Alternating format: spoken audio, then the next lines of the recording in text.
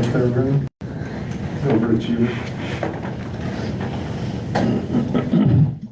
All right, we will get started. We will do the budget hearings first, so let's do roll call for that meeting. Christie? John? Here. Chris? Here. Linda? Here. Brian? Yes. We have a quorum. Okay, we'll call the meeting to order. Please rise for the Pledge of Allegiance. John, will you lead us, please? I pledge allegiance to the flag of the United States of America and to the republic for which it stands, one nation, under God, indivisible, with liberty and justice for all. All right, I have proof of publication in front of me.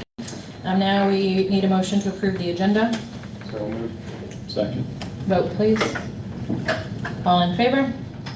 Next is visitors' correspondence. Anyone desiring to speak on any item or issue not on the agenda or any item on the agenda that does not include a public hearing may do so, but shall be limited to 3 minutes. Persons should identify themselves by name and address. Persons speaking should not expect the council to engage in back and forth dialogue regarding their comments. Unless an agenda item includes a public hearing, no person may speak during the business portion of the meeting, provided, however, persons speaking during a public hearing are limited to between 5 and 20 minutes. The public is advised that a copy of the Open Meetings Act is located on the north wall of the council chambers, and 1 copy of all reproducible written material to be discussed at this meeting is available for examination or copying. So first we have the 24-25 budget hearing. Kent, are you going to go over this before we open? I sure can, or Okay. I sure can, yes.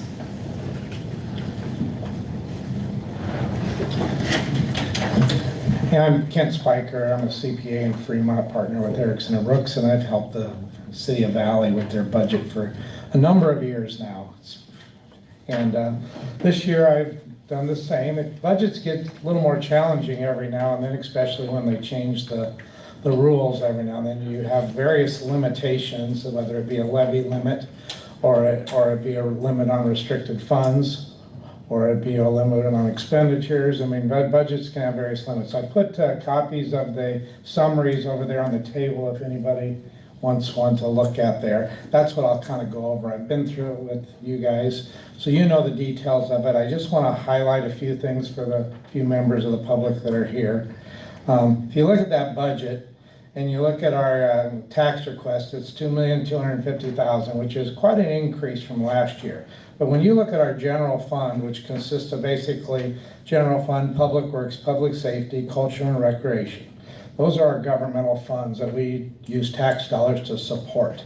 We're only starting the year with about $590,000, which for a city your size that has expenditures in the government or the general area of just operating expenses of over $4 million, that's too low. It really is a low cash balance to operate on. But that is really kind of where we're at. All the city's cash is sitting in their utility funds and in their sales tax funds, which is not part of your governmental funds. So it creates a little bit of cash flow in your governmental fund area, and therefore the increased tax request.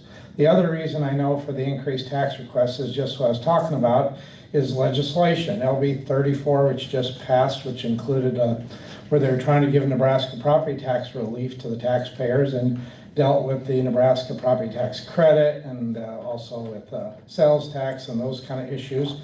But they put another limitation out there, and the limitation appears to be based on a growth rate that you're allowed, and that's it. You're not allowed to use your unused budget authority, which we have a lot of. So it's we're not sure how that's going to impact the City of Valley as far as what that growth rate is based on and what the exceptions are. But if it's just a CPI increase, it's a pretty small increase compared to your growth in your city. So we're not sure how that's going to impact us, but most likely it's negatively limits our ability to increase and request more taxes to operate, provide the services we provide, police being a big part of it. And you know, that's 46% of your taxes go to the police fund, and then it gets spread out in the other areas. So those are services the city provides, and the tax dollars support a lot of that. So when you look at the budget, we start with that $590,000, which is on that summary page, the first subtotal, and then we show the property taxes of $2,250,000. We show other revenue of $11,083,000. Now that's a big number. And what that $11 million, there's a few large ticket items that are funded through borrowing. So basically it's a bond or some kind of a loan proceeds. And the expenditure side of that is a direct offset. So it'll be proceeds, expenditure equal. No impact really on the cash of the budget or on taxes. It's just an in on other revenue and an out on capital outlay. You can see that capital outlay line is about 9.7 million. Well, that'll tell you that about 9.5 million of that is loan proceeds coming through. That is included in that other revenue line. And then you have your operating expenses of $4 million. Again, there's some increases in there. There's increase in the police department, there's increase in the general fund, there's increase in each of the area for normal operating expenses, mainly personnel. And there is some other operation expenses. So those are encompassed in that number. Then you get over to the transfer column and you'll see in the Keno fund, we budgeted to transfer out $350,000 and put it to the street fund or public works. And you can see why that is. If I didn't do that, the street fund balance, which is now $58,000, would have been negative $290. I can't budget for a negative fund, it's illegal. So we have to find a means to fund that, and so that's why that transfers. What's that really covering? There's a number of fire hall transition costs in there and development for new development costs in there. That certainly could help fund and certainly would be considered community development or community betterment, which is what you can use Keno funds for. So that would certainly be allowed. And ultimately, with that money coming in, you end up with a cash balance of $420,000, which is actually less than what we started with, which was already a weak cash position. So when we look at that tax request, I know it's quite an increase from the prior year, and I'll show you exactly what that is when we get over to the levy side.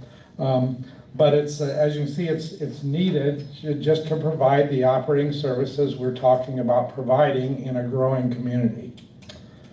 If you go down to the other funds that are in there, you got your community development, which is your Keno, your TIF, and your sales tax.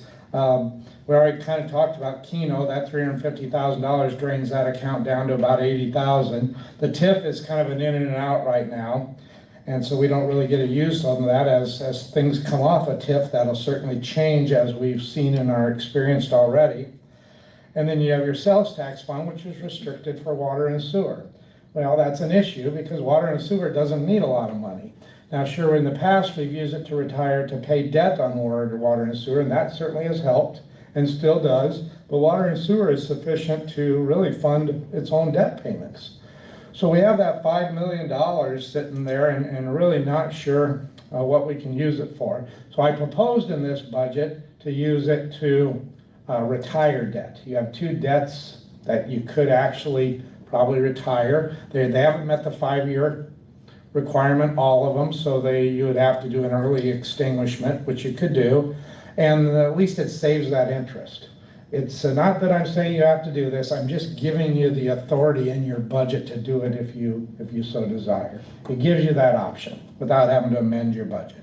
That'd be about $2.6 million. The two debts I'm thinking of. There's a third debt that's over $3 million, but that just is a couple of years old, so we would need to wait a year or two to call that one. But if we don't change the use of the sales tax dollars, that's the kind of things we got to use it on until we have a big water or sewer project. And then, of course, it could be consumed pretty easily, I suspect. When you go down into water sewer on your budget, you're starting that with about $9 million there. And so we start with $9 million. There's no tax dollars. There's your services and other revenues, and then your operating expenses, which aren't a lot, about $2.5 million to operate those. Then you have your capital outlay and your debt servicing.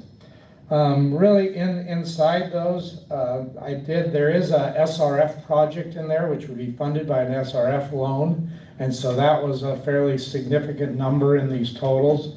I think it's in the $5 million range. It might be even more than that. And so that's already encompassed in this project. And then your nursing home is another area where I budget for a capital outlay, not that we have any intention to, but there's $1.1 million I budget for, and it's only because of the requirement to have your cash balance be less than 50% of your expenditures. And the only way to do that is to budget to spend it, even though we have no intentions at this point, at least nothing on the circuit to spend that, so it just adds into that capital outlay column to get cash down.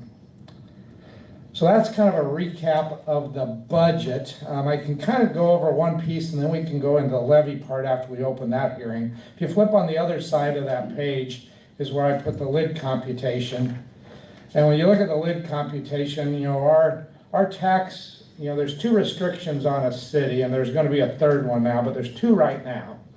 One is a levy limit. You can only levy 45 cents. That's your max, and a number of years ago, you were at the 45 cents because you were in pretty dire straits financially 10 years ago or whatever that was, and we had to get you up to the 45 cents. The other levy limit is based on restricted funds. So basically your tax dollars plus all state revenues added together can only go up by a certain percent each year. So if state revenues go up, in theory, tax request goes down. It has to, okay? Same way if tax request goes up, then you can only go up to the extent you have unused budget authority.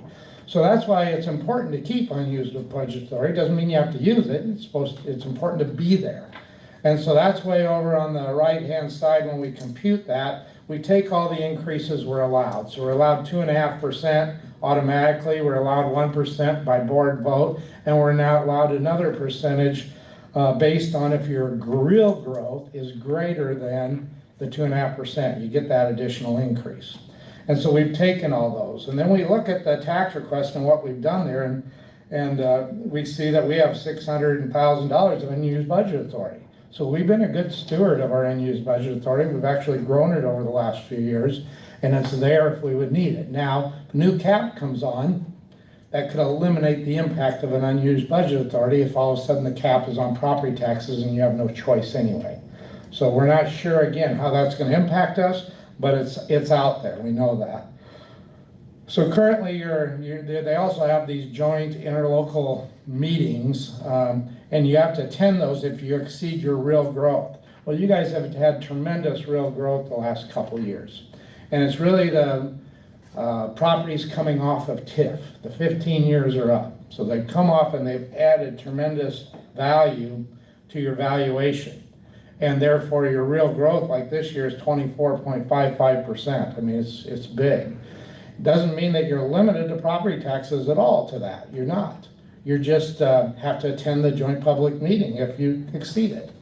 So you could go even higher, but you just would have had to attend that meeting, which we did not because we're not exceeding that.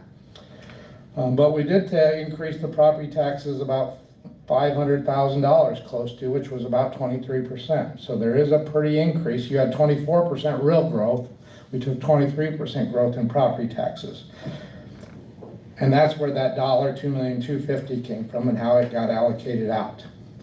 So I'll kind of leave it at that and really talk about the levy when we get into the levy hearing, because that's kind of what that's for. This one's really for the budget and the dollars spent in the budget.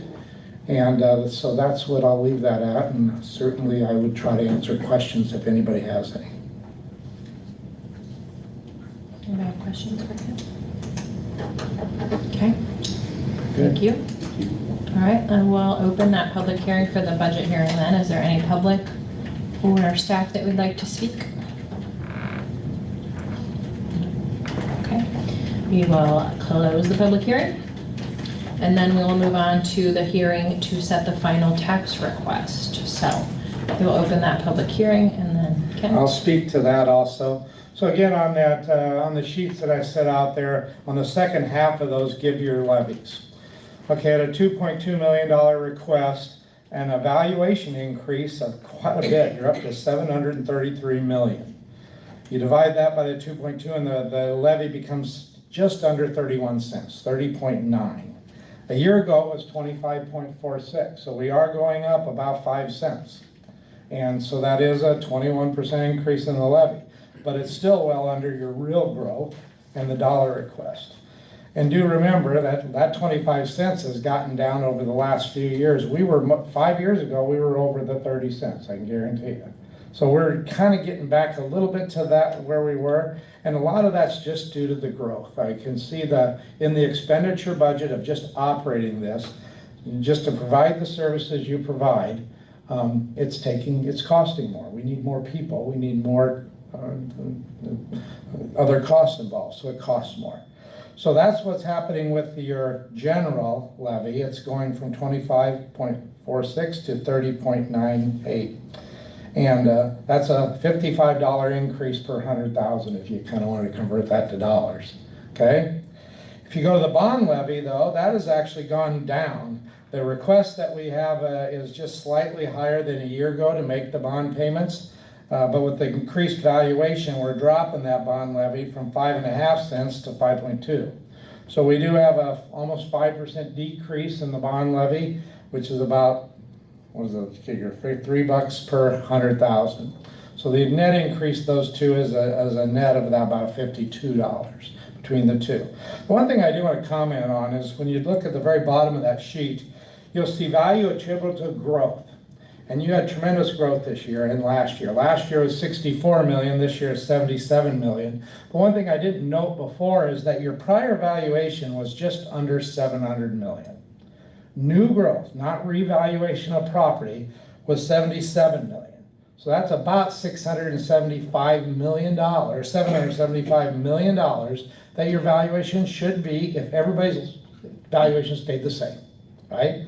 Your valuation went down to 733 million. So there is no increase in revaluation of property. There's actually about a 5% decrease. So if you actually experienced a 5% decrease in valuation overall within your community, it's the new growth that's come on and really bumped up your valuation. Now, I don't know if individually you can say, yeah, mine went down 5%, maybe not, but overall, that was the impact. And so that's worth noting when you look at the real cost to you of this increase in tax request. It's not as high as this says percentage-wise because of the valuation issue. So that's what I have on the tax levies. Anybody have any questions for Kent on that? Anyone else in the public that would like to speak? All right. I got it, Cindy. So, Kent, what did the SRF stand for? Sewer Infrastructure State Repair revolving Fund or loan. some, State revolving loan is what FRS. Yeah. State revolving loan fund. so that one's so within the municipality, usually on the utility side, they have these revolving loan programs, the state does. And they can be some pretty large loans, and some of it is loan forgiveness and some of it is repayable loan typically. But you can get some large dollars on utility projects through the SRF program. Would that be something we need to look at for the sewer going through town? I think we've got a budget, I'm not sure, is it a water project we currently Yeah. put in there? What do we need to do with the sewer? I'm sorry. Just fix up some of the older stuff, replace it. Okay. I didn't know there was anything wrong with Well, the sewer. some of it is, and some of it breaks, and just, take care of some of the old problems. Okay. I mean, on the water side, we're doing that. We might need to have a different conversation. Maybe you can reach out to Cameron and let him know what issues you're seeing on the sewer side. Because when they did the icing, which they did a good job, but what did it cost us to fix the broken mains that caused? Right, but that's water, that's not sewer. Water, Okay. that's part of it. Right, so the water is what we're using the SRF loan for, Yeah. not the sewer. Can we get one for the sewer? I think they have projects for that, you just have to qualify. And that's what Yeah. some of the side too, because we Yeah. still. Anything, just fixing it up, get some of the older stuff replaced. Yeah, I think maybe Cameron, you can touch base with him offline. I'm not aware of those issues with the sewer, but if there's something that needs to be brought up, start with Cameron. Fortunately, Kent pointed out the amount of money we have in the water and sewer fund. Yes. We could repair a lot of what's wrong with it, it's just not what's in there. They're certainly consider how much cash you have and your rate structure when they determine your ability to. Sure. All right. We'll close this public hearing then, and then I would entertain a motion to adjourn from the budget and tax hearing meeting. Second. Vote please. All in favor? All right, now we will start the regular special meeting. Christie, will you roll call for that, please? Sorry.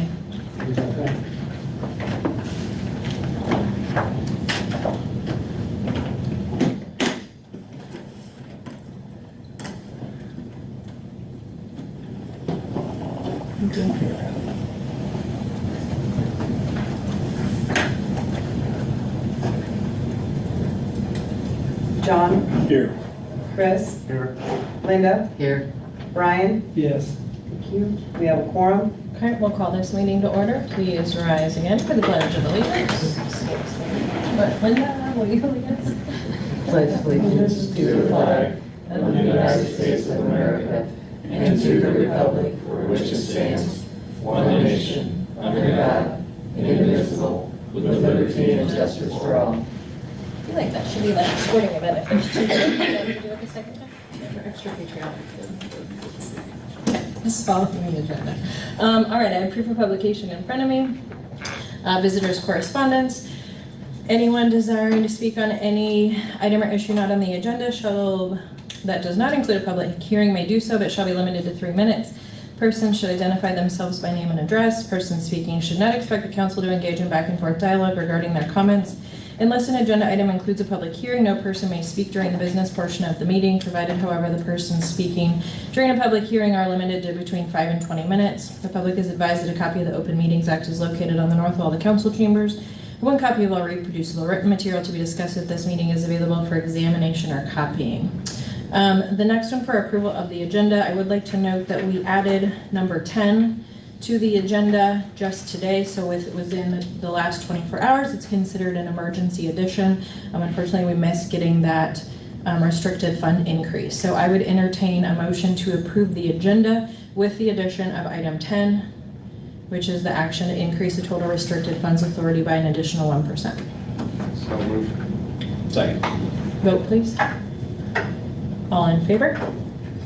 Now I would entertain a motion to approve the consent agenda. So moved. Second. Vote, please. All in favor? All right, the next one, I have a certificate of appreciation. Do you want to read it, Bobby? Okay. I'm going to let Chief Martinez handle this. Thank you, Mayor. Thank you. Oh, goodness gracious. Be careful. All right, so this certificate of appreciation is for Officer Kenneth Dorman. He single-handedly put together a mental health awareness function for the community on his own. This was not something that was prodded. He took full initiative on this and set it up from beginning to end, brought in guest speakers and had people that came in and donated, Hy-Vee donated some refreshments and stuff. It was a great event. Great stuff was talked about, so I wanted to show our appreciation to you, Officer Dorman, for putting that together for us. So I'm going to read the certificate here. Certificate of appreciation presented to Kenneth Dorman for your dedication and contribution to the community. In recognition of your outstanding leadership and dedication in organizing and coordinating a mental health awareness symposium, your efforts single-handedly brought together area first responders and residents for comprehensive training on programs and resources available during a nationwide mental health crisis, have made a significant and a lasting impact on your community. Your commitment to raising awareness, promoting an understanding, and equipping individuals with the necessary tools and knowledge demonstrates exceptional service to both public safety and mental health advocacy. The success of the symposium is a testament to your vision, initiative, and unwavering dedication to the well-being of all community members. So, Officer Dorman, thank you so much for what you've done. Thank you.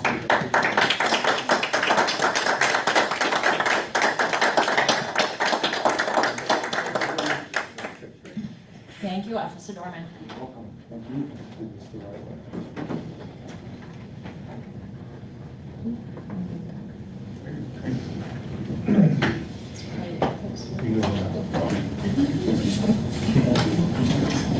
All right, number 9, we have creative planning, approval of audit preparation services for fiscal year 2024. So this is just to have creative planning assist Lori with the preparation for the audit. Anybody have any questions about it? Okay, I would entertain a motion to approve the audit preparation services with creative planning for fiscal year 24. So moved. Second. Vote, please. All in favor? All right, number 10 is the council consideration and action to increase the total restricted funds authority by an additional 1%. So this is the 1% increase just on the restricted funds that Kent already spoke about. Does anybody have any other questions about that? Okay, I'll entertain a motion to increase the total restricted funds authority by an additional 1%. So moved. Second. Vote please. All in favor?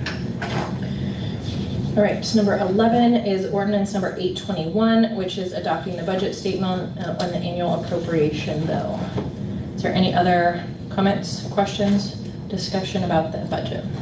Yeah, I have some discussion, and actually it stems from last year's budget too. I asked that all the line items be taken out for the park and City Hall, and it didn't get done. I'm requesting the same thing this time. I mean, I can go through them all and tell you which ones, like line 60, $1,573,60. I couldn't tell if that was for streets or the new City Hall. And then in the street fund budget, line number 235, $1,830 park plan. I'm having a hard time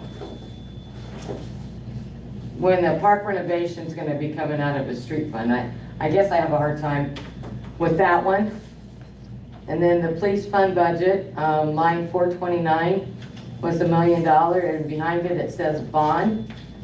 I always thought a bond would have to go to a vote for the people, but I do believe this is for their portion of the new City Hall. And then the library fund budget, line number 484, loan proceeds, $4,750, says bond behind it again. So my question about those is, where it says bond, does that need to go to a vote? But I also believe that is for the new City Hall. And then in the Keno fund budget, line number 537, community betterment projects, 300,000. What is that for? Is that for the park? And then I believe they clarified on line 538 because it was cut off on the sheet as to what that transfer was for, and I think Kent addressed that. So again, I guess I would propose that we take out these big ticket items, and I would fully approve the budget. But with those in there, I'm not going to approve it again. Okay. And I did send this in an email to Cameron. Do you want to address the answers? I have responses to them. The big ticket items that have, City Hall behind them, those are in there. They haven't been moved on. Those have been in there the last two budget cycles. And to your point, nothing moves forward without approval of the council. And so these are just items that are left in there. The $350 transfer from Keno, that's part of the match. But if we take these big line items out, ticket items out, big ticket, whatever you want to call them, I believe then we don't have to raise our tax levy. A lot of our tax levy is being raised because of growth overall, and also because of the LB 34 that's going to put a lid on a lot of things. We want to make sure we have as much as possible pulled in if they start putting a cap on what we can. I mean, when you say, it comes to like $52 more per 100,000, I believe, is what Kent said. $52 added to someone's budget can be a lot of money. I don't know. Anyway, that's my deals about the budget. Unless those items are taken out, I will not vote yes. Was it part of that numbers, Linda? Park was in there for some of it, yes. Yep, and the park has been fully approved, and obviously it's in process, so that would be. Just phase one. Correct, yep, and that's what that 1.8 million is. Yep. I guess my question would be, and if this was really to everybody, and maybe you guys have other options, but, I mean, as Kent said, it takes more staff and more, we have a growing population and there's very high inflation rates. I would like to hear your opinions or your ideas on how we can continue to support a growing population if we don't do anything with this city hall. We can't hire anybody else until we have addressed this, whether it's remodeling or building new. When Public Works moves out there, we cannot use that until we do something. So, what do you guys want to do? Do we want to have an empty space and not be able to hire anybody for another year? Or how do we want to handle that? Anybody? Yeah, I don't have any issues with this budget. This is what we've been talking about for a long time, and I mean, we represent the people that put us here, and so it's our job to continue to move forward on this. And the idea of taking this to a public vote every time there's a big number in front of us, we just can't do that. So, this is a big number. There's no doubt about it. It's a lot of money. There's no doubt about it. We have a responsibility to be good stewards. It's no doubt about that. And I think we are. I think when we look at the growth that the city's facing and we look at the numbers that we're proposing here, this is a reasonable budget for the city that we want to have. So I'm in favor of this budget. It's a big number, no doubt. Anybody Very else? big number.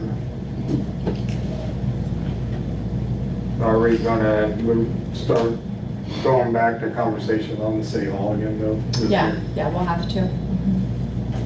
Yeah, I mean, we have to do something. Like I said, Public Works will be moving out within the next couple of months, and that'll leave an empty space back there that has no heating and air, so it's not like we could just send somebody back there to work.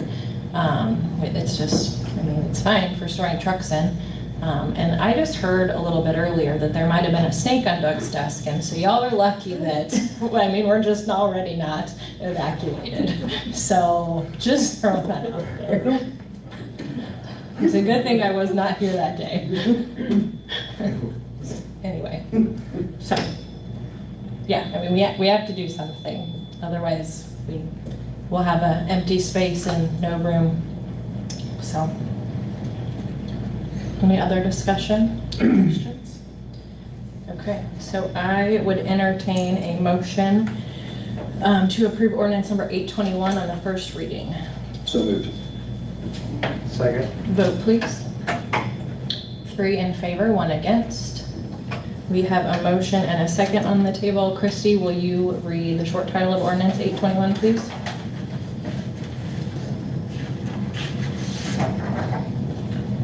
An ordinance of the City of Valley, Nebraska to adopt a budget statement termed the annual appropriation bill to appropriate sums for the necessary expenses and liabilities of the city for fiscal year 2024-2025 and to provide when this ordinance shall be in full force and effect.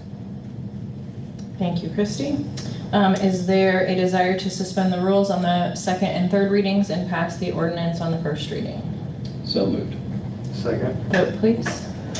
3 in favor, 1 against. Ordinance 821 is passed. All right, then we have resolution 2024-52, which is setting the tax request. Is there any other discussion or comments on this request? Okay, I would entertain a motion to approve resolution 2024-52, setting the tax request for the City of Valley. So moved. Second. Vote, please. 3 in favor, 1 against. All right, I would entertain a motion to adjourn. So moved. Second. Vote, please. Favor, thank you. Thanks, guys.